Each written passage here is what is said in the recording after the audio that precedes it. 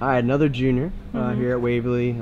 Group of girls. Did you girls just kind of get together and say, "Hey, let's go out for wrestling," or was it kind of one after Um, another, or how did it all come together? well, my coach made a survey this spring and asked like every girl in the school if they wanted to do wrestling, and then he got the survey back, and then he actually had enough people so we could make a wrestling team, and then that's how it pretty much was started. Have you been around wrestling your whole life, or this? I have been around wrestling for a while, but I've never like been in wrestling before, but I've always been at like wrestling meets for the boys and stuff, and I've always like been in this atmosphere for a while, but just never wrestled. What other sports have you competed in? I am in cheerleading for wrestling for the boys as well, and then also in wrestling. Okay, so with cheerleading, this is a little bit more contact sport, I A little imagine. bit. It's nice to be able to be a cheerleader because I'm on the mat and I get to watch what the boys are doing, so I understand. I got to learn more before I actually started to wrestle.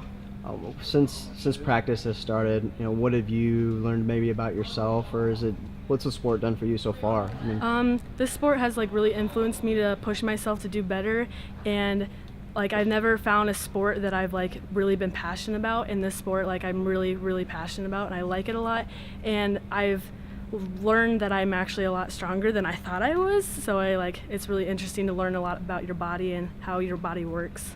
how's the interactions been with, the boys team, with the boys coaches? I mean, has there been any all positive, or is there any negatives to it? Being around the boys and the coaches is really fun because we get to watch what the boys are doing and learn from them, and also the boys coaches are very helpful for the girls as well. They don't just stay with the boys; they come to our practices and help us when we need help.